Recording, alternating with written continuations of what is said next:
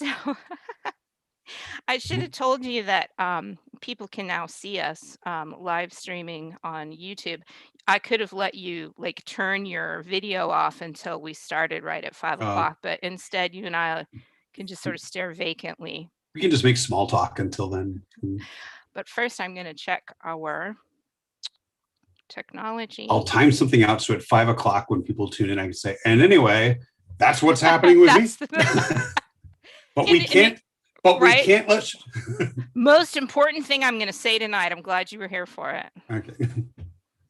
Okay. We can't repeat that anywhere, so don't.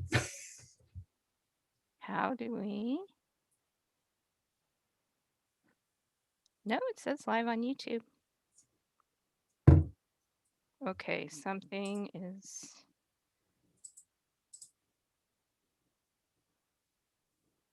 There we go. Hey, we're on.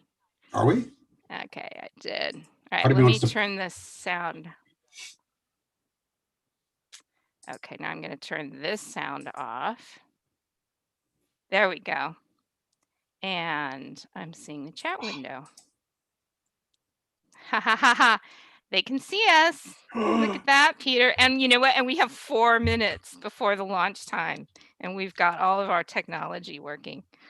And we do have people there already. Fantastic. Hi, everybody that's out there in YouTube land. Peter Clines and I are going to get going officially here in about 4 minutes, but we're thrilled to have you here. And we'll be talking soon. You can pop questions. Oh, look, we've got questions popping up and people can see us. Hi, Connie. Hey, Nick. Great to have you guys here. First 5 yes or no questions. Let's go. Okay, what is the most important thing? No. That's not yes or no question right off the bat. I can already tell. I wasn't listening to you, which is why. How's the weather in sunny San Diego? We'll chat weather for 3 minutes. Oh, geez. Are we that desperate? Yeah. Okay. It's nice, actually. I mean, you know, like so many things, we are having colder nights than I would generally expect and warmer days. Yeah. And, you know, we got this house almost, well, okay, it was actually 3 years ago at the beginning of the month. We got this house. I remember, because right. I remember when you were closing on it. Yep. And we didn't move in for like another 3 months, but one of the things we discovered is it's a house from like, you know, late 50s. So San Diego had a very different climate then. And they didn't. So we've discovered there's not a lot of insulation in the house. Yeah. So like we have this beautiful living room with like cathedral ceilings and everything, but it is so friggin' cold in the winter. Okay, Maine boy, are you serious? I am. San Diego winter feels cold to you? I've been in California. I've actually realized this the other day. I've been in California for most of my life now. Wow. It has been in September. September will be 30 years since I moved to California. Oh my gosh. Wow. Which is also scary because I was realizing the other day, it's like, and I met Elena like a year after I moved here. So. I know. I was thinking, we've got more people here. Oh. Hey, Cynthia. Hey, Jana. Glad you guys can be here. I was thinking about that, Peter, that just how many years you and I have known each other. I have known you for more than half my life. Isn't that scary? It's bizarre because we're both only like, what, 30 and you're 28? I was going to say 28. Yeah, it is. Well, and it's strange too, because I left San Diego in 96. Yeah. So I've been gone for so many years. Yeah. I don't know where the time, well, I can tell you where the time goes. Yeah. We're rolling up on 5 o'clock. That's where the time goes. Guess what, Peter? We're now going to get formal and official. Uh-oh. Are you ready? Yes. Hold on. Let me scratch my nose before we go live so no one sees this. Right. And you can do that because I have just a couple of things to start with. First off, I Okay. want to say hi to everybody out there listening. We're thrilled to have you here on our very first author chats with Allegory Editing. A couple of things we want to make sure that you know before we get started. Our next author chat, because this is going to be a monthly event, is June 27th, also at 5 p.m. Pacific time, with Christine McHugh, author of the upcoming memoir From Barista to Boardroom, about her rise from barista to vice president at Starbucks, and all of the lessons that she learned along the way. So that's going to be pretty exciting. Just before that, on June 16th at 9 a.m. Pacific time, I'm going to be teaching our very first We Write On writing workshop, picking up where We Write Through left off. And my first workshop is going to be I Wrote a Book, Now What? Exploring next steps for writers such as beta readers, working with a developmental editor, how and when to query, where to find appropriate agents and publishers. We're going to cover all kinds of good stuff. And lastly, we're brand new to YouTube here at Allegory Editing. And the more subscribers we have, the easier it is for you guys to find us. So we hope that you will click on that subscriber button so that all of our future events are going to be easier for you to see. And you can follow us on Instagram, Twitter, and Facebook at Allegory Editing. All right. Peter Clines, the man who needs no introduction. Well, they're going to get to know you really well over the next hour for those of us, for people who don't know you. But we're going to launch right in. For our audience, if you want to pop questions into the chat window, I will absolutely be monitoring those as we go, and I'll leave a little bit of time at the end for a Q&A. And I happen to have it on good authority that Peter's willing to hang out a little bit extra to make sure we get those questions answered for those of you that can stick around. For anyone who can't, we have one, oh my God, that's Peter Clines in the comment. I love that. That may be my favorite little comment of the night. We are also recording, so if you do need to leave at the end of the hour or you miss any of this event, you can watch it later.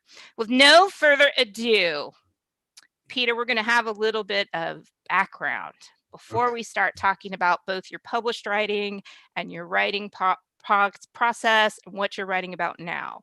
I want to go back to the beginning. Did your parents read to you? Did you come from a family of readers? My mom read a lot. I was a voracious reader from when I was very young. We had like tons of books in the house. I started reading very early because it was, I was a little kid in the 70s. So like little kid in the 70s, teenager in the 80s. So a lot of the stuff I read, I probably should not have like pulled off my mom's shelf. Right. Like, oh, Stephen King, Night Shift. This sounds like bedtime stories. Ah! and he never slept with the closet door open again. Right. I noticed the door behind you is open a little bit there. That's out of the hall. That's okay. But yeah, I loved reading as a kid. My mom read to me a little, but when she realized I could read on my own, she got me books and was just I always hear stories about people who are like, oh, my parents kept telling me to go outside. My parents would do this. And I was so lucky that my mom was like, he just wants to sit in the chair and read. Let him do it. Yeah. That's pretty great. And you touched on this a little bit. What all were you reading? Did you have did you sort of go right to your genres right away, or did you have sort of a lot of different stuff that you read? What sort of stands out in your memory? I mean, I guess since I write in a bunch of different genres, you could say I went straight to it. Yeah. But I mean, I read like a lot of the basic stuff that little kids read, at the time, Hardy Boys, Three Investigators. I was getting a lot of stuff from, I have like an uncle who's only like 7, 8 years older than me. So I was getting a lot of his hand-me-downs and getting, all his stuff. Started reading comics, and I mean, I was just old enough to be there when Star Wars became a thing. Right. So then there was even more like Star Wars comics and Star Wars books, and those led into other sci-fi books and sci-fi in general. And probably the only real weird thing is that I was not a huge horror fan. Oh, interesting. Until I was much older. I had a couple scarring experiences with horror stuff when I was younger, which is the curse of, having an active imagination. Right. And so it wasn't until I was in college and a friend of mine, John, basically sat me down and said, no, we're going to watch some horror movies and you're going to like them. And that got me back into reading Stephen King, which I joked about. I had actually read a lot of Stephen King stuff much younger and didn't get a lot of it. Mm-hmm. So, and then so you kind of refound it as a little bit older. I think that's always a neat thing when there are movies, TV shows, songs, whatever, that you experience as a too young kid. Right. And you end up with these weird impressions stuck in your head about what that song is about, what happened in that book, because you didn't get the subtext, you didn't get, what. There's a funny story I've told a couple of times. I think you might have already heard this one, but my mom was pretty young, so I grew up with tons of pop music in the house and all. And she was a Meatloaf fan. And there's the song Paradise by the Dashboard Lights, which, my mom would be bouncing around the house, and me and my little brother would be bouncing around with her, singing along with Paradise by the Dashboard Light. And, just for some weird reason, in the middle of this song, they start talking about baseball, and it goes into some weird sports thing. And I never thought about it once as a kid. And I was in college, half drunk with a bunch of friends, and Paradise the Dashboard Light comes on, and we start singing. And halfway through this, I'm singing with my friend Cindy, and we're up there with all our friends, pre-karaoke, when the song's just on and you're singing. And all of a sudden I just stopped it. I'm like, wait a minute, this song's not about baseball.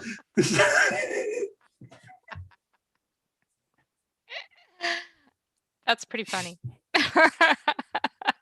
And it, explains a lot about you, Peter. Speaking of growing up and imagination and Maine, you grew up in a very dark and cold place in the wintertime and famous for horror with your fellow horror writer Stephen King living there. Do you think that geography had an impact on you? Was that part of why you read and was creative? Was it partly the environment because, you just didn't go outside the wintertime, or did it just suit you well because of that? I don't know. It's tough. The easy thing would be to say yes, that, because there was so much, I lived in this little weird, creepy vacation town on the coast of Maine that, somebody told me once our population shrunk in my town by 95% in the winter. Yeah. So you'd go from there being thousands of people there in the summer, and then in the winter, if I'd stayed there for high school, I would have been in a graduating class of 83. Wow. But the thing is, at the time, this all just seemed totally normal to me. Right. It was all you knew. Right. And so it's tough to say it affected me, since everybody just assumes they're living the same normal life everyone else is. Right. And it's not until you get older that you realize most people don't grow up with a weird dark forest behind their house and a creepy carnival in the center of town. And that's not normal. Okay. Also explains a lot about you. All right, one more question before we get into talking more specifically about your books, which is before you became a novelist, or before you became a published novelist, you spent time in the theater and the film industry. As you know. As I well know, since that's how you and I met many, many years ago.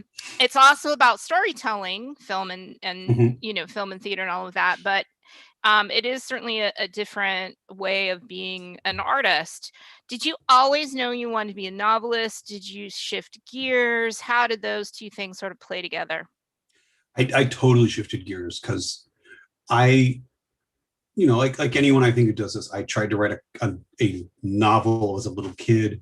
I had my attempted high school novel, my college novel, my after college novel, my I've just moved to California novel. But then once I started working in the film industry, and I was a crew person, I was not writing in the film industry, but it's just sort of once you're in the film industry, you have to start thinking about writing screenplays. Right. So I started moving into that, and I had depending on how you're looking at good fortune or bad fortune, that the one of the very first screenplays I ever wrote got me invited up to Paramount Studios to pitch at Deep Space Nine. And so that sort of like cemented, like, yeah. Right. And I spent the next 6 or 7 years working on screenplays, writing screenplays, getting a lot of interest, but never selling anything. Right. I think I had a couple things optioned for small amounts, but and then it was I can actually remember this. It was in 2001, and I bought a new computer. Mm-hmm. And I was in that, at the time, the slow process of transferring, like one floppy disk at a time, moving it all to the new computer. And I stumbled across my Moving to California novel and realized I had, God, what was it like? It wasn't a really huge amount, like 150, 160,000 words of this thing. And I hadn't even opened the document in 6 years. Wow. So right there, it said, you know what? I should just finish this.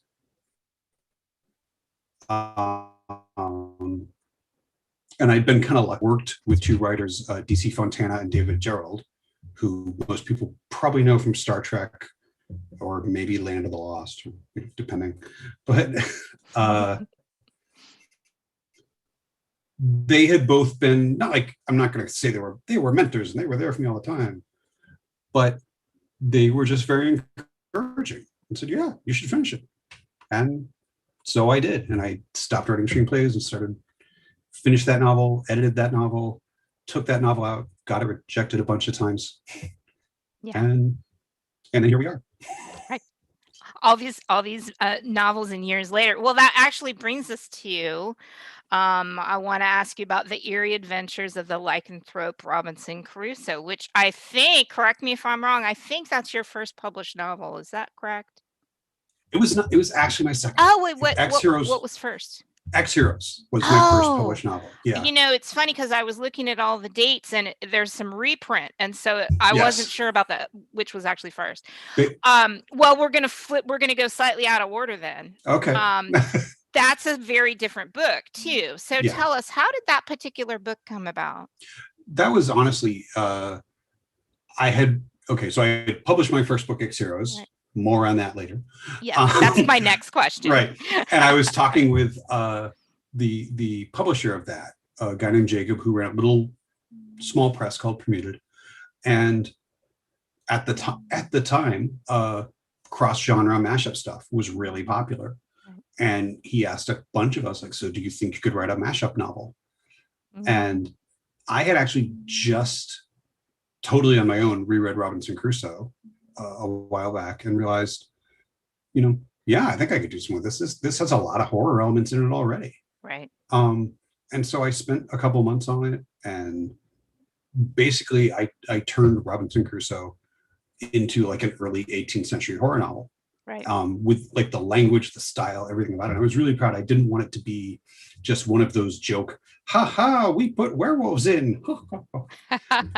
So I took it very serious, and I tried to make this, like I said, an early 18th century horror novel, and I think I succeeded. The problem being is that I wrote an early 18th century horror novel, and no one's buying those. Right. So. Right. Well, I enjoyed it a great deal. So you have one fan on that particular book. So. I think I've got like a dozen, and they've all bought it in every format, and that's.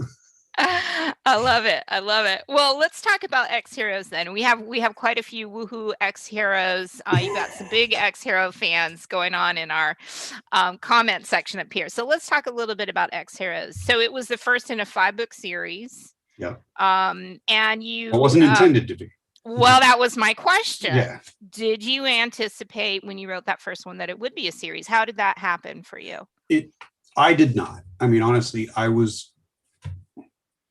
when I got published, when X-Heroes was my first book, and I had been trying to get published, I mean, arguably at that point since I was 11.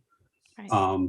And I was very aware of the challenges, the problems of getting a book out there. And so I didn't have any plans of like, and this will be the first of a 19-book series or anything like that. I thought if I can get one book sold, that'll be the big thing. And I didn't want to give it like some like we could never ever go back to this ending on the very, very off chance. Right. But I also made it a very self-contained thing, which I think was part of the appeal of it for the publisher. That it's like, I just handed in this book. This is it. If there's never anything else, it's still a good book. Right. Fingers crossed, hopefully. And so that was all it was. And then when it became this sort of like slow growing hit, that was when I was like, okay, I guess I get to do another one and another one and another one and another one. And there you were. And there I was. Yeah. It was weird because so I wrote the first one, did fairly well, wrote and did well enough that the publisher said, hey, I'd be willing to do 2 or 3 more. Oh, you did. So it wasn't just book by book. They gave you 2 or 3 on that next. Well, what happened was the first book happened, did well enough. He said, sure, let's do another 2. Right. So I actually got to write 2 and 3, knowing there would be a book 3. Absolutely. So that's a great feeling. Yes. And it let me leave a couple more threads, a couple of things hanging. So that happened. In between writing the 2 books, I wrote Expatriates. What I was doing at the time was I took time off and wrote another book called 14 that no one's ever heard of. Love that book. And then while I was writing Excommunication, I got approached by an agent and an editor at Random House who were like, hey, we've seen these X Heroes books. We would like to publish them. And so the whole series ended up moving to Random House and Broadway paperback specifically. So then book 3 came out from them. Right. And then book 4, book 5, and so on. And, well, right. Book 5 is the so forth. Which is pretty exciting. It was fun. That's a big jump, and this is skipping around a little bit, but I think you and I can handle that. Oh, right? Yeah. We can handle skipping around questions here a little bit, but how much did it change, like, your experience working with a publisher to go from that small press to the big press? Did you go from, having suddenly a very hands-on editor when you hadn't, or you had more control, less control? Like, when you shifted between the small press and that big press, what were some of the mechanical differences for you? It wasn't like I lost control or anything. I was very fortunate. The editor at Broadway, Julian Pavia, wonderful guy. And he was very much about letting you do your own thing. The biggest difference would not so much be losing control as getting focused a little better. That when I was with the small press, they had an editor, and I had good editors at the small press, but they were also much closer to just being copy editors. Oh, interesting. They would go through, they would catch things like, here you said 4 days, but here you said 3 days. Right. That sort of thing. But working with Julian was very much the thing where he sat down and was like, okay, look, isn't this a little weak here? Oh, wow. Does this does this really make sense if you're saying A, B, C? Does it make sense that you jump right to E next? Or should we have a D? Do we need a D? Right. And the big thing was him making me go back and think about stuff and really think, am I solving this problem with the easy fix? Right. Or is this the best fix? Right. For it? So much more of a developmental editor than just somebody kind of an eye on your work. Right. And I know development is a scary word because people think like everything gets, hammered out ahead of time. He would let me write whole books. I would turn stuff into him that was just sometimes so crazy over the top. And, sometimes he would come back with, what about this? What about this? What about this? One novel I turned into him, and he was just, no, take this back and like he didn't reject it, but he was like, right. Clean this. You got up. some this work is, to do. You know it, and I know it. Well, and how did that feel? Was it sort of like, oh, okay, I knew that was coming, or was it a little bit of a sting? Like what? It's always a little bit of a sting. Yeah, that's my feeling. Yeah, I mean, we always want to hear, this is the best thing ever. I mean, I think I even joked with him about that. Like, he wrote back and he's like, no, I'll get back. I was like, well, not gonna lie, I was hoping you were gonna say this is the greatest thing you've ever read.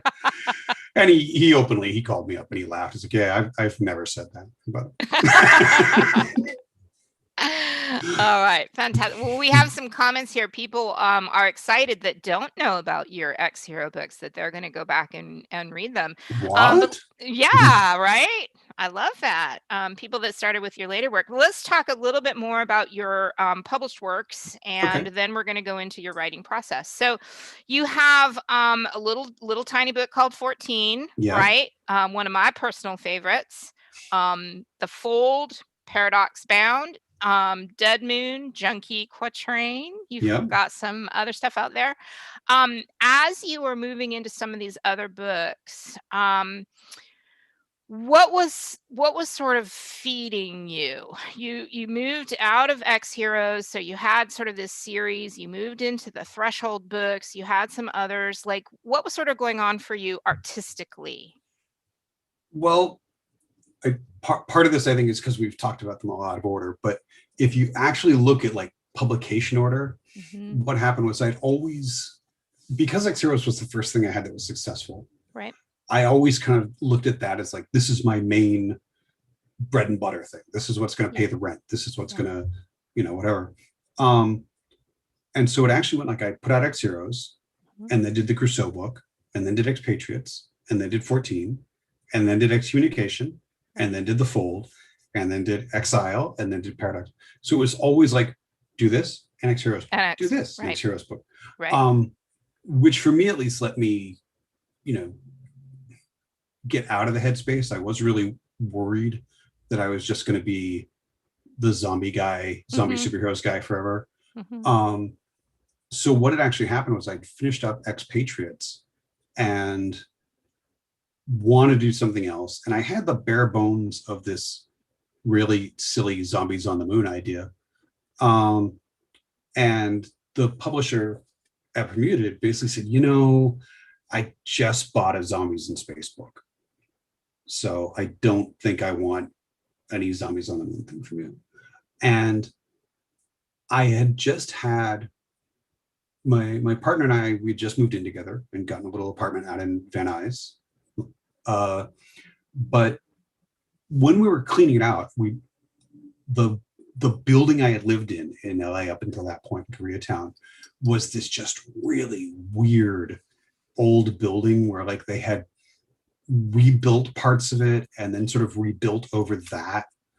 And I got thinking at one point about how weird apartments are in a way that if you think about it, most apartments on one level or another are temporary housing.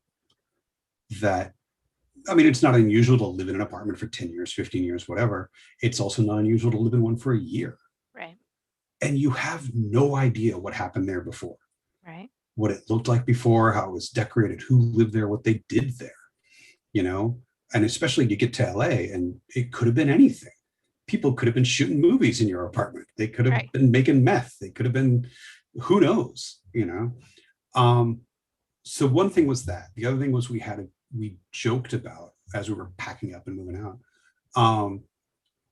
about like sticking a note. Like we found this weird little cubby space in the back of one of the drawers. And we thought, wouldn't it be funny to like leave this half mangled note shoved back there for like the next tenant to find, especially if it's something like, damn it, Greg, bring the money or this is it. You are dead if we don't get this money by noon. And just have that like mashed back there, like half crumpled and torn off. And so when the publisher said, well, I've already bought a Zombies in Space thing. He's like, do you have anything else? I'm like, well, I've kind of been thinking about this like weird apartment building story, but I don't, and he's like, I'll look at it. And so I just wrote it and threw in every single thing I could think of, all this weird stuff. The publisher finally read it. He loved it. Openly admitted that most of the books that he loves the most at his small press were the ones that did the worst. And then on top of that, because it was a small press, we actually then had to go back and I had to cut like 30,000 words Wow. out of it. Right. Because, you know, he's basically doing print on demand. And with one thing, like most people think of with print on demand, is as you pass certain thresholds, the price goes up. It doesn't matter. Once you've passed page 108 or whatever, the price goes up to this. Yeah. And once you pass 216, it goes Yeah. up to this. That's Yeah. it. It doesn't matter if you only went 2 sentences over, the price just went up. So we had to like trim the book way down to get it back to like his acceptable size. And so I cut all this stuff out of it, but it also, I think it was the first time I really had been reined in on a book. Yeah. That I had to start making decisions of, okay, what is the important thing here? Did it make it a stronger book to have that? Absolutely. I think it did. Yeah. And, you know, there was whole threads that got cut out of it, characters that went from being like major important characters that had big, you know, big effect on things to, okay, this person doesn't really do anything now and vanishes. One of the characters people who have read a bunch of my books know is there's a woman, Anne, who works at Nate's job at the magazine doing data entry. And Anne was originally there at the end of 14 with her family. Right. And talking with him, doing all this stuff had a huge part to do with the end of the book. And then it's like, okay, I have to cut stuff. Right. And it's like, do I need Anne at the end of the book? Not so like, maybe not, maybe. And so like literally her whole character arc, like everything about her in the third act was gone. Wow. Cut out. Tons of weird little things about, you know, this person's recurring nightmares that stopped the minute they moved into the building. This person's, you know, weird little thing. All of this stuff just started snipping away. And I was worried because a lot of the stuff that went away was, like I said, one of it was that whole plot thread about one character, Anne, but a lot of the other stuff was little character thing for Nate, little character thing for V, little character thing for Tim. But it also, I did become aware, like I said, it was the first time getting reined in and realizing, do I need this? Right. You know? Right. And that tighter focus and how that actually drives that narrative arc even better. Exactly. In a lot of ways when you don't have that extra stuff. I love that. And we're going to talk a little bit more about your writing process. But before we jump to that, let's talk about your most recent release, which is Terminus, correct? Yes. Tell us about Terminus. Terminus is where Anne finally gets to do all the stuff she was trying to do in 14. Right. There's actually, without giving it away, there is a whole conversation she has in the end, near the end of Terminus, with someone about, you know, you've got this all wrong. We're the good guys. We're the heroes in this series. And that is actually almost word for word a conversation she originally had with Nate in 14. It was one of the big things I had to cut out. And it was something I just sort of kept trying to use at one point, and kept getting screwed over for like book after book because he is also in the fold. Right. And I tried to make her like one of the prime movers in the fold. And again, my editor, Julian, came in and said, you know, this just feels like you're forcing it in just to put it in the book. And I was like, no, it's not like that at all. But I'm willing to cut it. But yeah, I guess it can go away. But it came back later. And I love that work that you had done and understanding that character and even the material itself, it was never lost. It got used down the road and now it's out. Yeah. And that was it. Because I had finished the fold. The fold, I don't think it had actually come out yet, but it was like at the printer. It was going. And I just went out for a walk one day and realized it was just this sort of realization of how the events of those first two books, what kind of effect they would have had on Anne as a character. Right. And that was just something I like jotted all that down. I'm like, you know, someday I'm going to do this. And, you know, and then after, like I had a page of notes about what this would do to someone, to, you know, basically when your family says, hey, we're all going off to the rapture, you want to come? No, your family vanishes. And then, and then just to hammer it down, an angel shows up and tells you, by the way, your family was right. It's all true. And then someone kills the angel right in front of you. Like, what would this do to you as a person, to your beliefs? Or, but that just sort of sat on my computer for ages because I was working on Exile when all that happened. So I wrote that, and then I wrote Paradox Bound, started another book, which kind of went nowhere and just shoved it away. And then my agent made the deal with Audible for us, and I did Dead Moon, which was actually built off the rare skeletons of that Zombies on the Moon thing. I was going to say that was that didn't die either. It just came out much later and much different. Yeah. And then finally, after all that, I was like, hey, I think it's finally time to tell Anne's story and see what she's been up to. Although I came up with like her high school boyfriend, Murdoch, who actually became kind of my favorite character in the book. And at one point I was really debating, like, can I like trim out this other thread and just have it be her? But because there's also a character in the book named Chase, who is sort of our intrigue character. He's the one who doesn't know anything about what's going on, and some of the people with him. But ultimately I was like, no, I need that. We need to have this, the cat launch. Sorry. That's okay. We need to have that, that sort of character. Right. And then, So you've gotten really good at identifying exactly what you need. So let's talk a little. I don't know about really good. I don't know about really good, but I can get there eventually. You can get there eventually, which is the perfect segue into talking about your writer process. And Tammy's got a great question that I'm going to come back to here in just a minute.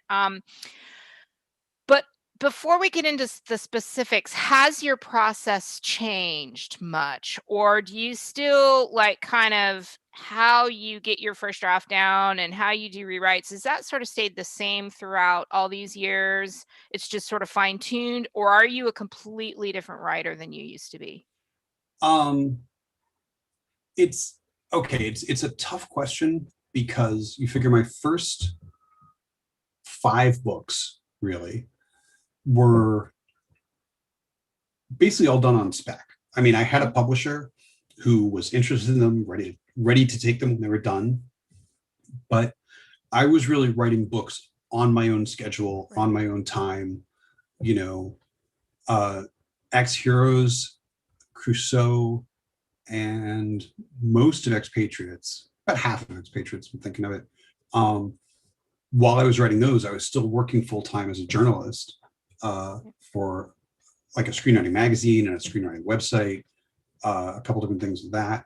And then 14 was the first book that I kind of wrote like, okay, gonna be a full-time writer now, do this. Oh my God, no way this could go wrong. Narrator, it went wrong.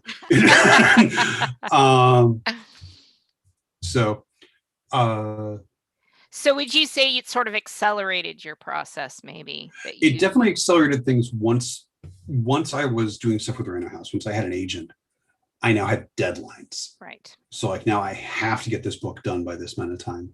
Also in there, one of the things, and this is just a growing as a writer sort of thing. When I started out, I hated outlines. I did not like outlines because I always felt tied into them. And part of it was because just the kind of person I am, I would feel tied in. I would be tied in that, the story is deviating and going off over here, but I'm still like, no, the outline says this way. And I would just keep fighting to push stuff into the outline, even though it was really clear the story worked better this way, the characters worked better that way. So there were 2 books. Exile especially was a book I tried to outline the whole thing to go faster, and it was just a pain for me.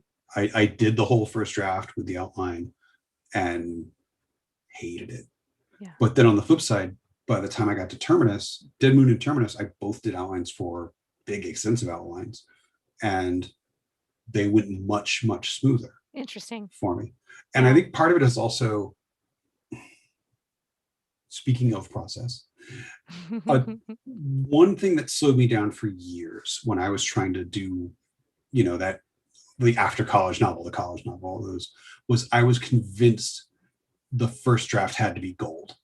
And even when I was telling myself, well, I'll get a second draft and a third draft and fourth draft, still it was like there in my head that, I don't know if these words are right. I don't know if this is the right way to say that. Could I describe this character in a different way? So I wouldn't write for ages. And my productivity went through the roof once I finally convinced myself there will be another draft. But then I kind of had to teach myself that again with outlines. Oh, interesting. That I'm using an outline and I have this roadmap now, and it's going to let me move along faster, plot some stuff out ahead of time. So I know it's A to B to C to D, but then I had to sort of remind myself again, you're still going to get another draft. Right. So if the outline doesn't work after a certain point, don't worry about it. Right. Don't panic. It's all going to come out right. Okay. And don't fight with it. Just tell the story. Right. That's, that is really fantastic advice. And I think it is something that a lot of writers, especially early on in their careers, really get hung up on, that idea of, if it's not perfect, I'm failing in some way. Yes. And you I and did I for both ages. know, you and I both know that nothing is pretty the first time out, right? How many rewrites would you say you tend to do? And I know it's going to vary from book to book and project to project, but do you rewrite 10 times, 100 times? I generally do 5 drafts. That is my system that I will do. My first draft is this has pretty much been staple, but my first draft is just the get it down there draft. Put it all down. I'm a big believer in revisions in editing. You can't restore your house until you have a house. So my first drafts, it's just get everything down, and they're awful things. I don't think I've ever shown first draft material to anyone because it's all garbage, and I can admit it's garbage. Actually, that's not true. The book my agent is taking around right now, last February. Quick fun activity for anyone. On my Instagram, if you go back to last February, I put up the first 4 pages of the first draft of the book I was working on that my agent's taking on right now. Because it was something I just came up with this idea and sat down and started writing with no outline, no nothing, and wrote like the first 5 chapters. Bam, bam, bam, bam. And then I showed that to my partner, to like 1 or 2 friends. I'm like, I'm not wrong. This isn't garbage, right? This is okay.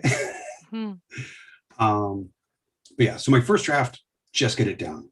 Second draft for me is generally the clean it up draft. All those places, I think you probably do this. I think most writers do this, is, I'll have dialogue, and then like in brackets, this is how I do it.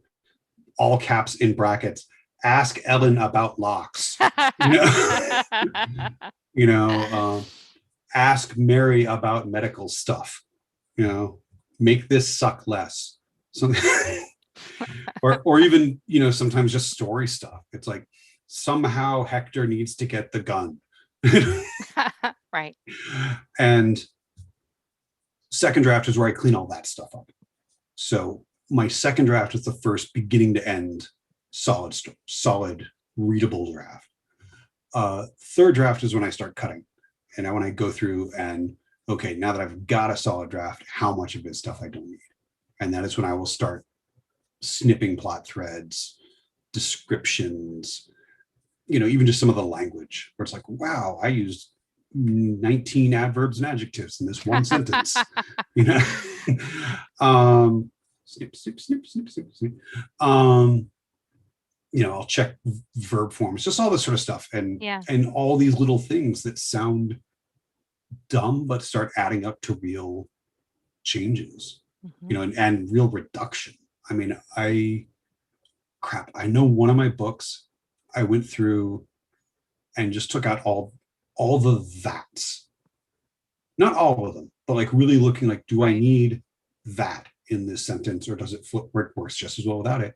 And I actually took 2.5 pages off the manuscript. Wow, just using the word that. Just taking that, just snipping 85% of the that's in it. Wow. So that's draft 3. After that, I will generally show it to 1 or 2 people.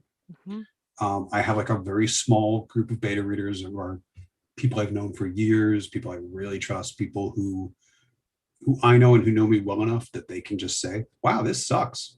I can't believe you did that. But you need that, it doesn't do you any good to just have somebody who's going to say, it's wonderful, this is great. You want someone to say, this isn't working. Fourth draft is going through implementing their changes, thinking, not necessarily implementing all of them, but thinking about them, looking at the book in a new way. And also at this point, because I gave it off to all them and I took 3 weeks, a month, whatever off to do other stuff, I'm coming back to the book a little fresh too. So I've got notes from other people. I've got my own thoughts coming back to it. So fourth draft is that, this big reworking now that I've been away. I've heard what other people thought about it. And then my fifth draft is generally cleaning up all of that to make sure, like the fifth draft is just line by line, reading through and making sure, Natalie became a guy for like 2 pages here. How did that happen? All that sort of weird stuff. Yeah. Hector's gun turned into a Sig Sauer for 3 paragraphs. The stuff that readers are going to catch you out. Exactly. And the stuff that, like, obviously, things slip through, weird little artifacts from previous drafts or something that you've grown blind to. And then at the fifth draft point, that's when I generally feel like, okay, and this is just a me thing for the stage my career's at.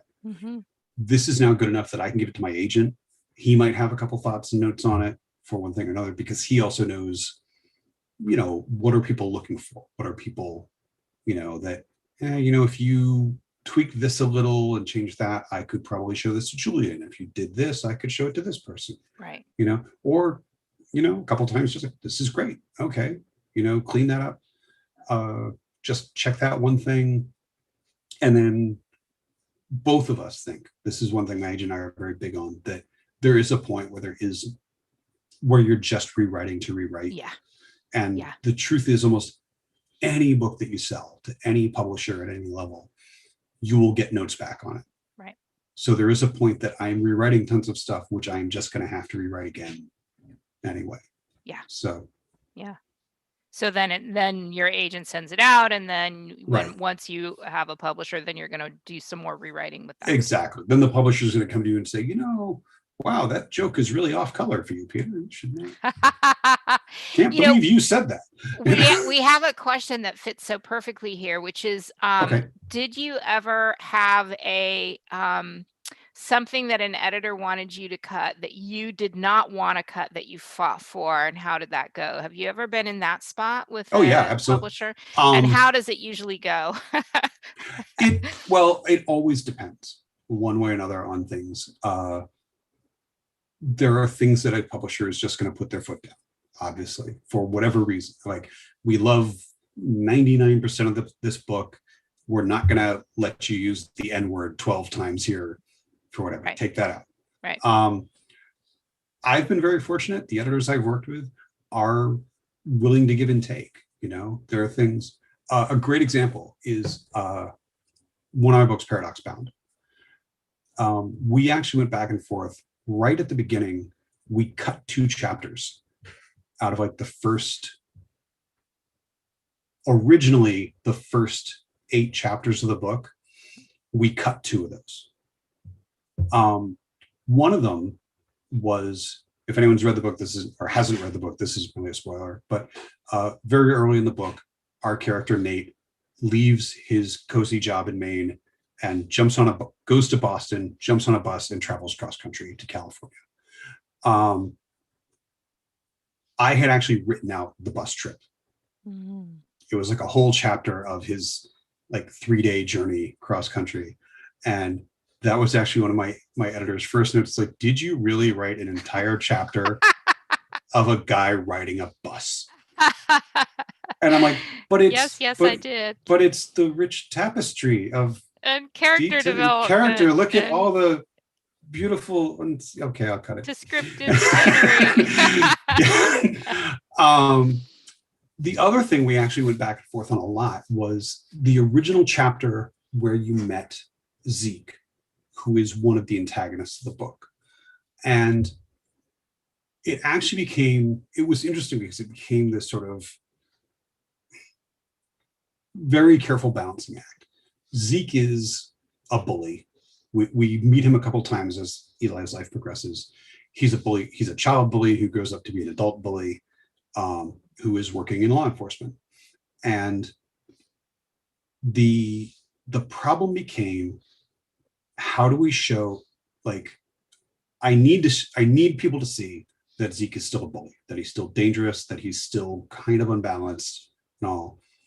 But if we show too much of this, then the problem is we can't feel terror for some of the things that happen to Zeke later. Right. That there are a couple of things, and again, people who've read the book probably know what I'm talking about, when Zeke ends up on an operating table, and the whole idea is that, like, this is something, oh my God, this is like terrifying when you realize it. But if he's been horrible, and we've seen him been horrible, it isn't terrifying. It's right. Zeke's getting his. Right. So it became this balancing act of, how can I have that, but we can't show that, because my editor's assistant, my partner, my agent, all of us went back and forth over this chapter a lot. Do we keep it? Do we remove it? What do we do? And in the end, we got rid of it. We cut the entire chapter. And what happens is, if you read the book now, the current chapter, which introduces Zeke, which was still there in the book originally, now he is basically thinking a little more about what happened in that earlier chapter. So it's gone from something we're seeing to something we're hearing about. Which, weird as it sounds, makes it a little more acceptable. Right. That, yes, he's a horrible, violent, misogynist bully, but because we're just hearing about it, not seeing him do awful stuff, it's not quite as bad. It's less visceral. Yes, exactly. Yeah. So that was something that we went back and forth on. They wanted to lose, and after a lot of back and forth, we lost it. Those two chapters were gone. On the other hand, there was another bit which I don't want to say because it's a little bit of a spoiler, but there are a couple chapters that involve a train later on in the book. And there was discussion of, do we need any of this? Like, what really happens here that we need? And I said, I don't care. The train is cool. We're keeping it. Right. And my editor was like, okay. So there was a lot of give and take. It wasn't enough of a breaking point. And like anything, it's a choose your battles thing. Right. You know, you're going to fight for the train. Exactly. If it comes down to it, if it comes to seeing Zeke be a jerk, or can we swear during this? You can. Can I? Yes. It comes down to between seeing Zeke be an asshole and losing the train. I'm fighting for the train. Right. So, and if anyone has read the book, hopefully you've all read the book. Most of you read the book. You know why I want to keep the train, because the train is awesome. It's cool. I love that. We've got a really good question here about working on these sequels and series. Tammy asks, how do you leave something dangling, unfinished, to prompt interest in a sequel while still feeling resolved in that current book? This is a fantastic question, because I think it's something that any of us who've dealt with series have had to face, right? How do you deal with that challenge that any book in a series has to stand alone, but it also has to connect and link to the others in the series? How do you deal with that? I think part of it is, okay, I'm going to pontificate for a bit before I actually answer, because I think there's like a clarification we need to make. Yes. I think there are two types of series books. And the best way to think of it is, there are books that are a series where this is a set group of events that tell one coherent story. Like Harry Potter is a series. Book 1 to book 7, nicely bookended his years at school, the fight against Voldemort, spoilers, it's but it is a self-contained series of books. Right. We have the beginning, we have the end. Then the other one, which I tend to think of as universe books, are Right. things like the Sandman Slim books by Richard Kadrey, the I think the Bobiverse books. I haven't read the last one. But essentially these books that are just telling the story of these characters. Right. And there isn't really an end to it. Right. You know. So for example, the X-Heroes books feel like a series, but really they're not. Every one of them has really more, except for 2 and 3, like we said earlier, every one of them has kind of been intended to be the last book. Right. Book 1, I didn't think there'd be another book. Book 3, I didn't think there'd be another book. Book 4, didn't think there'd be another book. So when you leave, like you say, like, is it Tammy? Crap, I'm sorry. Yeah, Tammy. Okay. When you leave these threads hanging, I think one of the best things to do is it's not apparent I'm leaving threads hanging. If you read Expatriates at the end of book 2, there is very clearly stuff hanging, that we have a couple different things going on. At the same time, there were things that I put in book 2 that were setups for book 4, little tiny threads that I just dropped in. And they're also in book 3 if you want to look for them. But all of them were just sort of unofficial, like none of them stood out. And I think those are the best sort of continuation things in that sense, that I think it's harder. Also, kind of like we were saying with X-Heroes at the beginning, it is much harder to go in and try and sell a series of, you know, trust me, I'm saying this in book 1, but it will make a ton of sense when we get to book 5. Right. Because no publisher wants to hear that. Right. Yeah. They want book 1 to be self-contained. They want book 2 to be self-contained. The term I heard from my editor one time was they love series potential. Right. They don't want to buy a series. They want to buy a book that has potential for a series. Which means it has to wrap up as a standalone. Exactly. Then you're bringing the characters forward. You're bringing the universe forward. You're bringing the... Right. And if you've left, like I said, these sort of hidden threads in there, you can then come back and the reader will suddenly go, oh my God, that's right. That did happen in book 1.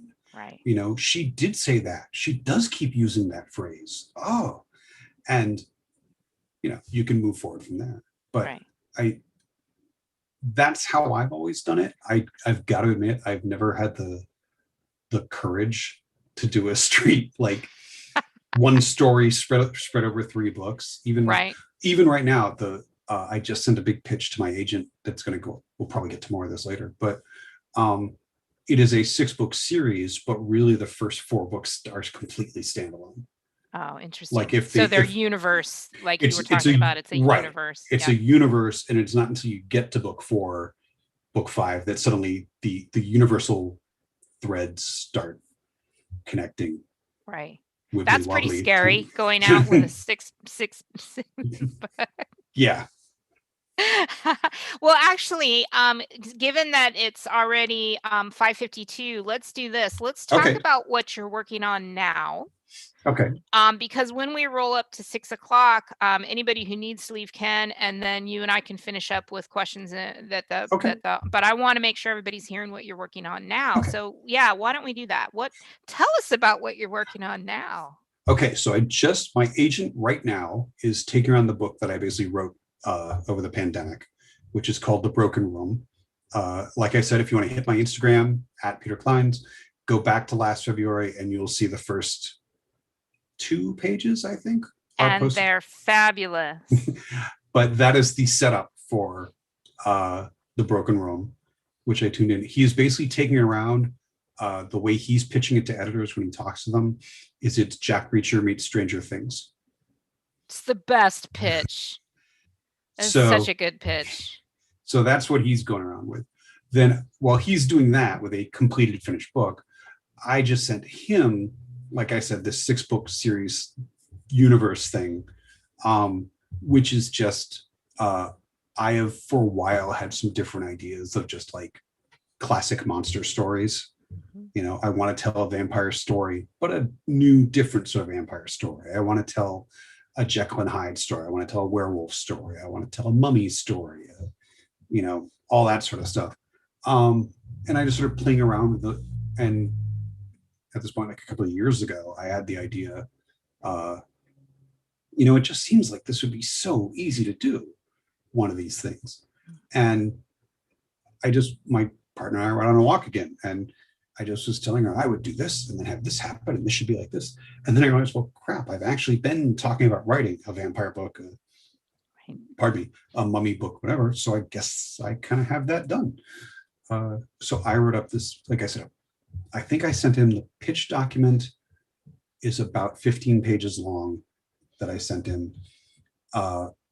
That's mostly to convince him. Right. Because he and I have talked about this on and off for years, all these different books. And so this is me going to him, it's like, okay, really look at this now. I'm serious. And then I actually did, I was saying, joking about I hate outlines. I actually did about, I think it was 65 pages of outlines for the 6 books. Right. Overall, with like notes to myself of this connects here, that will be this, wow. This reference. So there's that. And then while he's looking at that, technically right now I'm not working on anything. I'm taking a week off. My birthday's next weekend. I haven't had a real vacation in ages. So like I'm just taking a week, but I'm also, while I'm just taking a week, there's this other idea I've had stuck in the back of my head for a couple of months now. And I started jotting down notes for it. So I might be doing another outline for a thing that I don't want to say too much about it, but I'm just currently calling it the off season. And it's about the people who live in a small town across the lake from a summer camp where a lot of people die every time the camp opens. I love that. So you said something, you said a lot of things that were interesting, but you said something that really struck me about how you haven't had a vacation and you maybe you're going to work on this. Do you write 5 days a week, 7 days a week? What's your actual schedule like? I used to write, this would be a way my process changed. I used to write nonstop all the time. Once I decided to go full time back in early 2011, I was writing all the time, like 10 hours a day, every day. Oh man. But you can't keep that up for long. And so probably it was right after I'd done the Random House deal. And I think I was in the middle of Ex Purgatory, the 4th Ex Heroes book. And I was just getting beat. And it was so much effort to write. Not like in a writer's block or just like honestly just the act of dragging myself to the keyboard and putting words down was just painful. And so I set a rule for myself at that point that I was gonna take Saturdays off unless I'm on like a super tight deadline. I'm taking at least one day off all week when I just screw off and don't do anything writing related and relax. What it's kind of evolved into now is I generally work about 8-9 hours a day, 5 days a week, Monday, Friday. Saturday is my day off. Sunday, I will do a lot of social media type stuff where like I have a writing blog that I put up every week. I usually write that on Sunday, or however many posts I'm going to do on it, and try and like plan out things. If in the way anyone does when you sort of have to have a social media presence, you think a little bit about, Tuesday would be a good day to talk about this. Right. And so. Wow, you put in a lot more hours than I do. We have somebody that wants to know if you get repetitive stress injuries in your hands. I have all that actually. Typing. Yeah. I had a couple actually right about the same time, right around Ex Purgatory. I had like this. I could tell this story long or short, but tell it long, but hold 2 seconds. Shoot. Okay. Hold 2 seconds, and then you're going to tell it long. For those of you who need to leave, don't worry. We are recording this, so you can pick back up. It's been fantastic to have you here for our hour. I forgot to introduce myself. My name is Elena Hartwell. I write under the name Elena Taylor. Now, we're going to go back for those of you who can stick around or want to watch it later, and we're going to hear Peter's story. Tell it long. This is my gross repetitive stress injury. I started getting this huge swelling on the back of my hand to the point that it actually looked like a golf ball was stuck under my skin. And I'm not joking. I had like this big, round, blistery thing stretching my skin out there. And I had luckily hit a point living in California that I had healthcare again. So I got to go see, like, I went to my doctor. My doctor looked and said, "Oh, you need to see a specialist for that." And he sent me to a hand doctor. The guy looked at it. He's like, "Oh, yeah, that's like fluid building up." He's like, "Do you work on a computer a lot?" I'm like, yes, I do. Yeah, it happens now and then to some people. So he basically explained that they're going to like drain the fluid off it. And to do this, he actually puts in a little hypodermic and actually injects more fluid into it to build the pressure up. And then he's like got another thing, like a hypodermic that doesn't have the vial in it. So like the liquid will come out, and he's got that stuck in it. He's kind of moving it around, like trying to find the point, like, oh, somewhere here, we're going to hit the liquid pocket. And he keeps doing this. And all of a sudden, stuff just starts spraying out of it, like honest to God, like a jet, like 18 inches. And he like grabs like some paper towels and is holding it over it. And it's like blood and all this stuff and lymph liquid, all this. It was just disgusting. And it was like a Monty Python skit that like all this stuff is just spraying out of my hand. And then he's like, "Okay, well, that went about like we expected." So did yes. you have to take time off from writing during that time? I did not. Go right back? I went right back to it. It never, like, it hurt, but it never limited my mobility. So I was just like, I was saying, screw it. I'm on a deadline. I gotta, hopefully I don't end up with like losing 2 fingers on this. That would be pretty high price. Nick's got a great question here. What has the pandemic permanently changed about the industry or about working as a writer? Do you have any feelings about that? We're still sort of, it's hard to answer. We're still in it, but since that's it, because we're still in it, it's hard to say how things will be different after it. I know one thing it hurt a lot of people was you couldn't promote the same way you used to be able to. You know, you couldn't have bookstore events. You couldn't go to conventions. You couldn't do, which are little things, but it's those little things that, you know, you go to a convention, you get on a panel and it gets you 2 or 3 new readers, and you do a signing here and it gets you a new 1 or 2 new readers. And those people tell other people, and that's how you build your audience. And I felt so sorry. I know a ton of people who their first novel came out, you know, in July. Yeah. And last July. And so they got to do nothing for it. And I know bookstores that, you know, have been trying to come up with a way to keep doing things with this, because they can't do, you know, they can't have signing events. They can't have people come and browse. They can't do anything. So I'm not sure if we're gonna see a change past that. I mean, really, for me, I know I'm in a very privileged place that I make enough doing this that this is my full-time job. I am one of the rare writers that I don't do anything else. I don't, you know, do warehouse work at Target or anything like that. This is it. I write and I put words down, and that's how I make all my money. So because of that, the pandemic didn't really change anything for me. Yeah.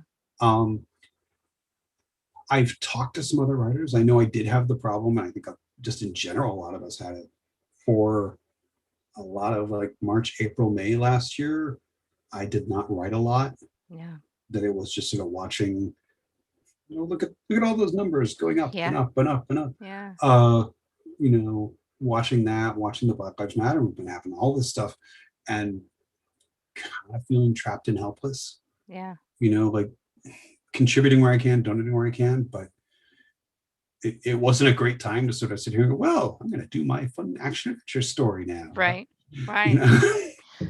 Well, it has been strange, and Nick, I can give you a little bit information, industry information, which is the other thing that's been a real challenge is there was an interruption with the printing side of the Yeah. industry, and in addition to being a novelist myself, I also do reviews for the New York Journal of Books, and we couldn't get books because they literally could not print them and send us copies to And even review. that's true. And even a lot of the books they had printed were stuck in the warehouse. They were stuck in the warehouse, and Yeah. no one was working in the warehouse, and you had agents couldn't go into their offices and couldn't access stuff, and so there was a disruption that way. And then the other thing that I found really interesting was ebooks sold really, really well, but readers were going back to really established writers and stuff they had read before. So even though ebook sales went up, they didn't go up for new writers. They went up for established writers, and that was tricky too. I think kind of like what we're saying, I think it was a stressful time and people basically wanted comfort. Yeah. You know, I don't want to discover anything new. I just want my nice, cozy, you know, Stephen King horror novel. I just, you know, that book we loved but that's as a younger person. You know, you just want to go to, I want to go to that writer I know. Damn it, I want the new Victoria Schwab novel, and I just want to sit and read it quietly and forget everything going on in the world, and that's it. Yeah. You know. Yeah. So it has been a strange. We have a very specific question about books for you. Okay. I understand the reasoning behind the lack of more ex-hero books. With that situation in mind, is there a possibility of more threshold books? There's always a possibility. I mean, right now, like I said, I've got a ton of stuff on my plate coming up. I have the bare bones of an idea for another threshold related book. One of the problems with them has become, it is not a big shock to anyone, I think, who knows the series. The threshold books ultimately deal with Lovecraftian horror, ancient cross-dimensional entities, all this sort of stuff. The catch becomes there's only so many times you can escape from cross-dimensional godlike entities before they start to lose their threat. And I wouldn't want that. I don't want it to become the kind of joke thing of how will they get away this time. At the same time, I don't want to do a story where I, you know, wipe out a whole world or something like that, because that's not fun either. So I want to do another threshold book. I don't know when it will happen, if it will happen. And again, this is my full-time job. So it is also if somebody wants it to happen. Like, and obviously lots of fans want it to happen, but none of the books have been very successful. None of them have been the level of successful where a publisher would just say, write as many more as you want. You know, you want to do another 6 books, go for it. No problem. Because that is, again, one of the issues of this, that once you're doing this as a career, you have to think about the money. And if it comes down to, I've had points in the past where, you know, they'll say, well, you can write this book for X amount, or we'll buy that book for 5X. And yeah, and if anybody, you know, watching this, listening to it, think of your job. And if it's like, okay, I can go in and do this on my job and get paid $5 an hour, or I can go in and do this at my job and get $30 an hour. Right. And you want to do both of them, but it's not like one's a horrible thing or something. It's just 2 things. Which one are you going to pick? Right. So, but it's the question also he just clarified is he wants to make sure that that it's not that the publisher wouldn't necessarily take one, but that you don't necessarily have you don't necessarily know if that's going to continue for you artistically. It's not just about whether or not a publisher would or wouldn't do it. No, I would love to continue it, but like I said, I don't want it to be cheap. I've never wanted to write a book where it's just, oh, they're calling for it, I guess I'll do another book in this series. Right. Like I want to have a real story to tell. And like I said, I have the bare bones of a threshold idea, but it's so very, very, very early stages that it's not even a story at this point. It's such an interesting dilemma, because yeah, what we love about the books is exactly what you're saying makes it problematic to continue the books. Exactly. And that's, I mean, I think that's true of any series and anything, especially like we're seeing universe books where, yes, this is open-ended. Obviously, there are more stories I could tell. Right. But the catch is, I don't want to just keep telling the same story again and again and again. And right. ultimately, people don't want to hear the same story again and again and again. Right. You know, they like, I know people want to hear more about the people who live in the apartment building in LA, the Cabbage building. They want to hear more about Nate. They want to hear more about Veek. They want to hear about, you know, all these people who live and work there. But they don't just want to hear another story that is 14 with a, you know, it's 14 but taking place in a different hallway, you know. Right. And I don't want to tell that story. I don't want to be, you know, I mean, okay, a great example of this is when I did Dead Moon. I was very clear that Dead Moon is set in the Threshold universe. It is not, but that was a point I kept trying to hammer home. None of this is not a series. It does not go book 1, book 2, book 3. It's just stories set in the same universe. And the publicists were like, no, we've got to call it book 3. And I was like, I think book 3 is going to piss off a lot of people. Right. If they're told this is a direct continuation, and it isn't. Right. You know, and it came out and a lot of people were pissed off, to the point that then when Terminus came out, which was the 4th book set in the universe, like, yeah, we're just going to say it's set in the universe. I'm like, oh, that's a great idea. You realized you understood your readers. Yeah. Well, I mean, I know nobody wants to get told, you know, none of us want to go see, oh, wow, the new Spider-Man movie's coming out, and then find out that we're going to go watch Aunt May at her temp job for 2 hours. Right. That's not what we're going to see a Spider-Man movie for. We want what's on the label. So we don't want the label to say it's X when the book is Y, even if Y is really good and Y is fun and exciting or interesting, whatever. We came here for X. You told us it was going to be X. You've got that pact. You've made a pact with the reader. Exactly. We've made this sort of unofficial handshake that if you come look at this, I'll show you this. Right. And that doesn't mean I can't also snick that or that in there, but I promised you X. So on some level, I have to deliver X. So. We've got a good question about audiobooks. Do you feel that the audiobooks convey your stories the way you intended? And I have to ask on a personal note, do you listen to your audiobooks? Because I know how I feel about my audiobooks. Do you listen to your audiobooks, and how do you feel about them? I listen to parts of my audiobooks. I openly admit I skim around a little bit in them just to see, like, how did they do this? How did they do that? I'm really fortunate. Most my last several books have all been done by Ray Porter. Amazing guy, destroyer of worlds, fights the Justice League. Ray and I know each other in real life, and we talk a lot, and he gets my books. He's actually said one of the things he loves is the cadence of my books are very easy to read, and you feel like him reading it, he feels surprised when he gets to the surprising part. He, you know, so that works well. Also, because Dead Moon and Terminus were both done specifically to be audiobooks, one thing that happened was my editor at Audible made me a lot more aware, like he and I would talk about stuff, of how this is going to be perceived when you listen to it.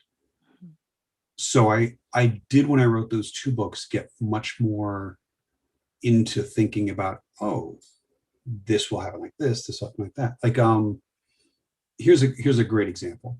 I'm a big believer that set is invisible. It's one of the first notes I ever got from an editor. It was actually at a writing convention.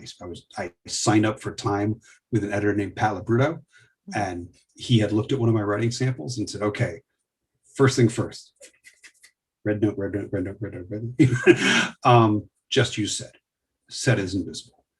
And I 100% believe that looking back on it, looking at the stuff, the way I used to write, if you put said in your manuscript, no one's going to notice it. No one is, unless it's an audiobook. Right. Because in an audiobook, when people are hearing, right, he said, she said, he said, she said, Elena said, Peter said, Elena said, Peter said, he said, she said, then it becomes very repetitive. And so when I did those two books, I became much more conscious of when do you really need dialogue descriptors? Right. You know, in the back and forth of dialogue. You know, if someone was reading a transcript of this right now, it probably wouldn't be that, they wouldn't need a lot right. of Elena, Peter, Elena, right. because once you sort of got it and we've got the rhythm of the conversation, right. We maybe just need a reminder every page or so.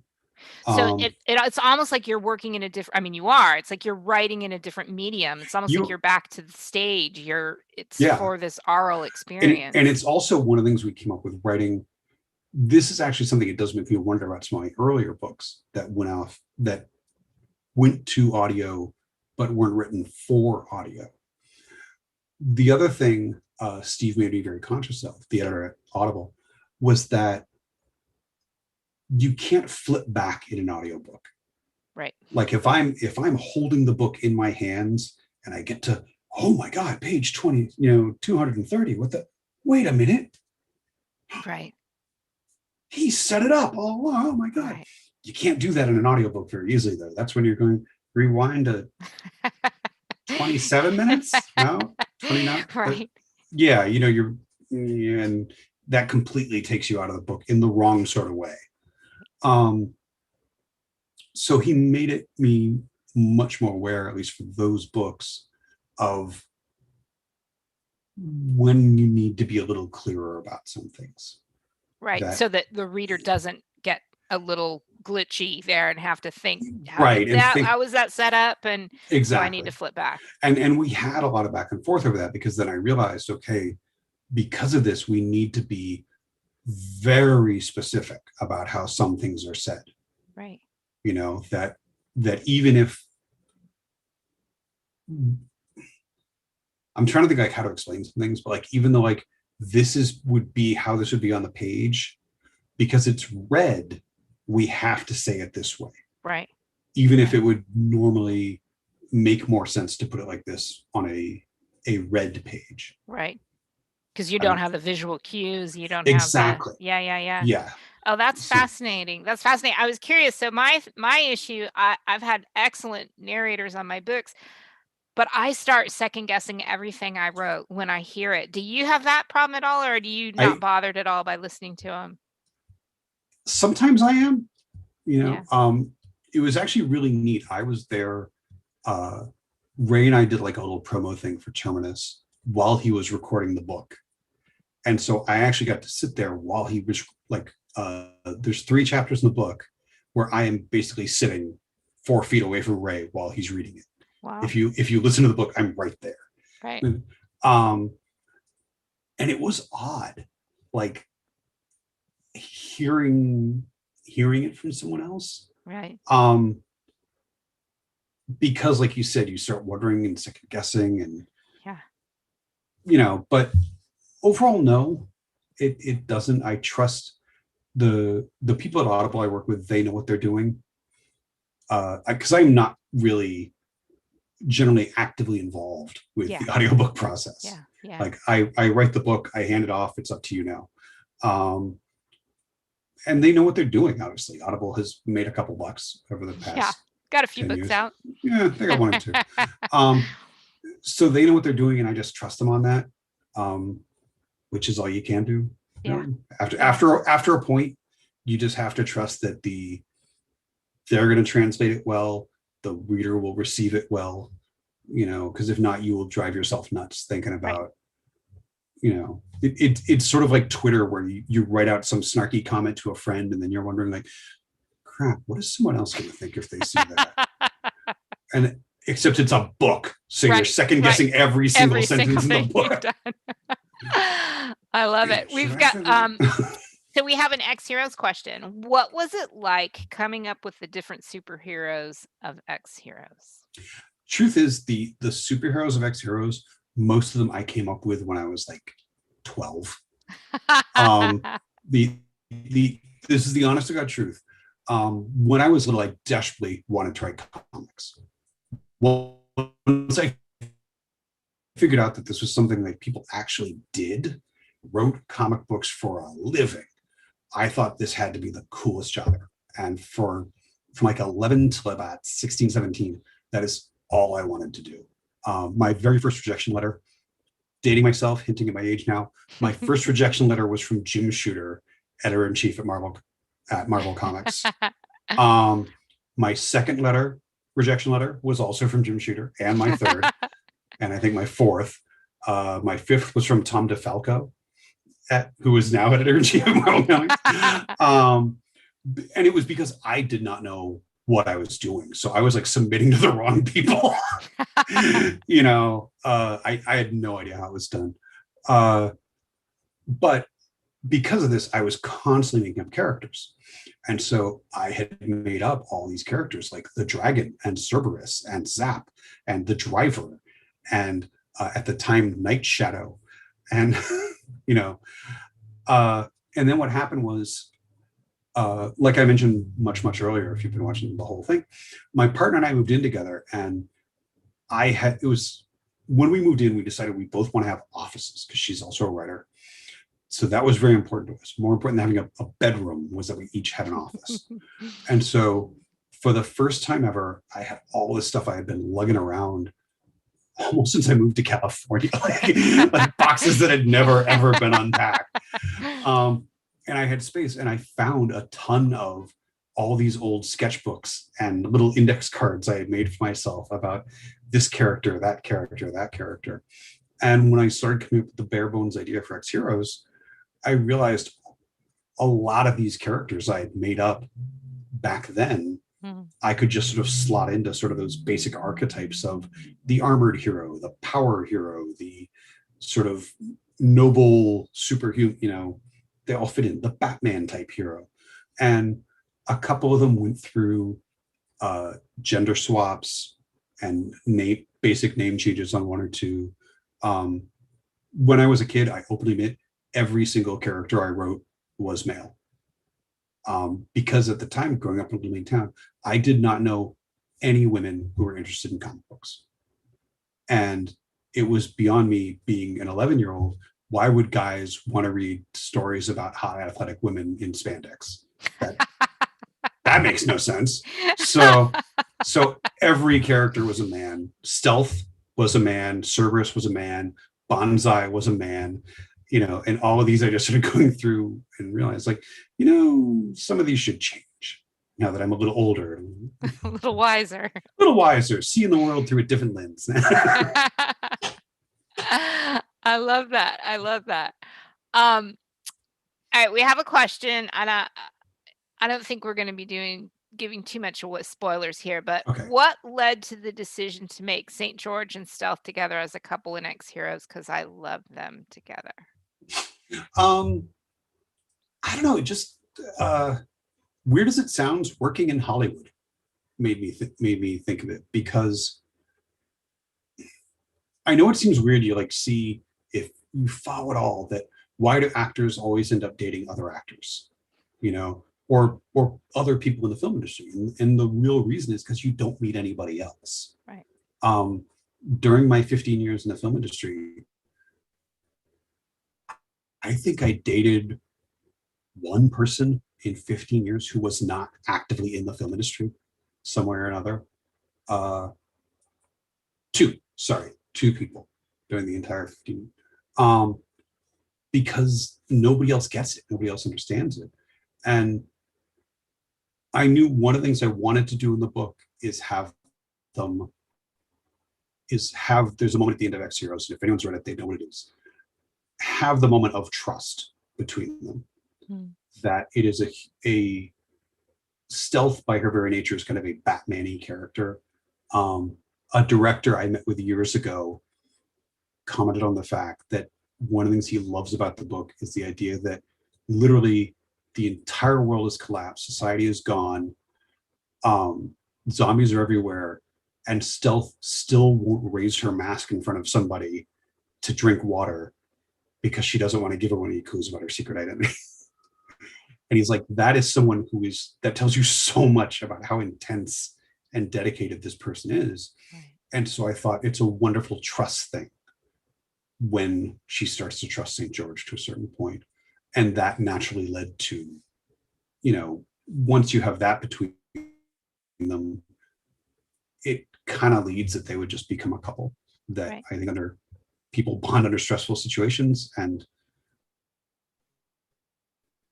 again, like the actor thing, who else would they bond with? Right. Right. Right. So that was what it led to. We've got somebody who loves your We've got someone that loves your Saturday geekery. Yeah, I spoke over you a little bit there. I didn't mean to speak over you there. We've got somebody who loves your Saturday geekery on Twitter. Do you want to explain to our viewers who aren't familiar with that what your Saturday geekery is? Like I said, I tend to take Saturdays off, and at some point years ago, I know I was still in my little Van Nuys apartment. We were still dirt poor, I actually think. I think, I was very much the starving writer. Like I said, bad idea, quitting everything, going full time the way I did. We were living well below the poverty line for 2.5, almost 3 years. And the only thing we had for entertainment, we did not have cable, we didn't have a satellite dish, we didn't have anything. We had, no joke, the Wii that my parents gave us as a Christmas gift at one point, and an app on the Wii, we could use the Los Angeles free dial-up internet, and we could watch stuff on YouTube. That was our entertainment. And I stumbled across a really horrible movie someone had posted on YouTube. And I just started live tweeting it for the hell of it. I think I was folding laundry and laughing at it and posting random observations about like, this is back when ancient Egypt was all green screen, that sort of thing. And people liked it. Like it was one of the most things I've ever done on Twitter that got the most response from anybody. And at some point, it just became this regular thing I would do of watching bad B movies, and usually ones that friends had worked on. So like I would occasionally get texts or calls from people. But I realized like this is a great thing. I kind of like doing it. That bad stuff is, how to say it? If we try and learn from good things, this is kind of the anacorenia lesson. If you try and learn from good things, we're all going to learn the same lessons from good things. If we try and learn from bad things, we're all going to learn different lessons.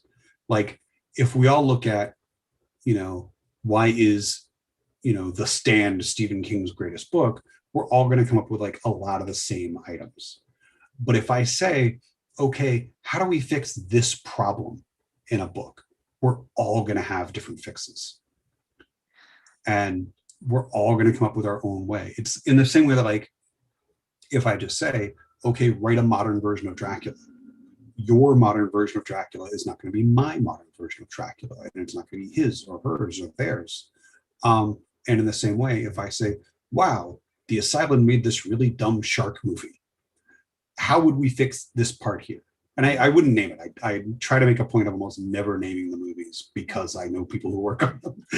And I don't want to be that guy like, haha, my friend Laura worked on this crap movie. Check it out. You'd never guess she's talented looking at this.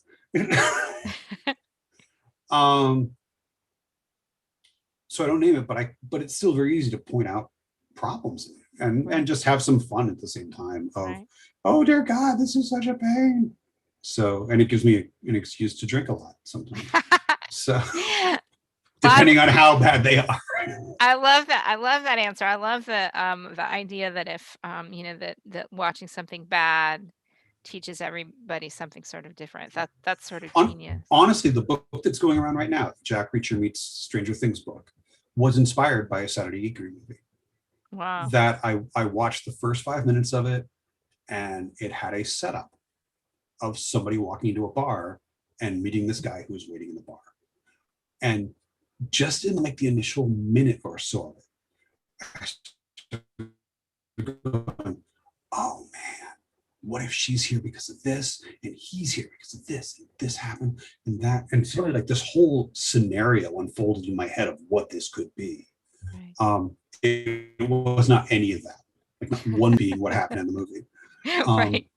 But that whole setup stuck in my head, and then I wrote it out, and now my agent's shopping it around. So I love it. Well, I think we have time for one last question, and this is actually, I think, a good one to end on. You've sort of spoken to this a little bit, but I think it's worth the writers out there hearing it, which is, do you think it's possible okay. to keep a career in another field, but still do the work required to support a book? And as you said, you're one of the few, right, that gets to write full time. So we know we can, but how would you respond to that question? Yeah, absolutely, you can.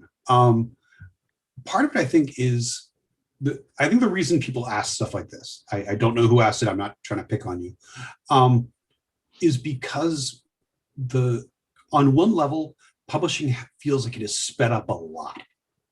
That I can sit down and write a book this weekend and put it up on Amazon tomorrow, and 3 days from me starting the book to it being for sale.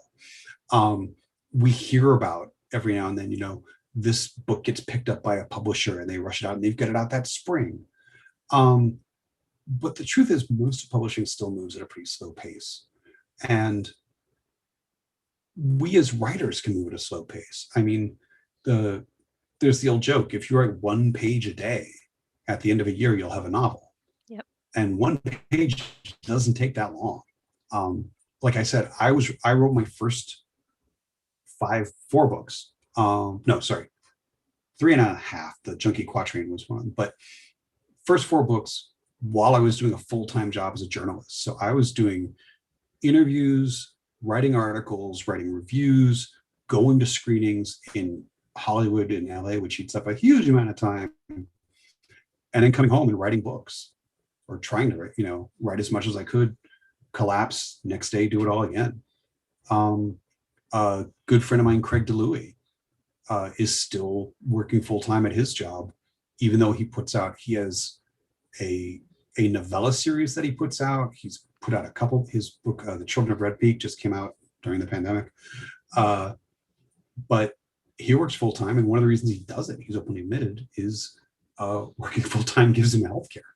Right.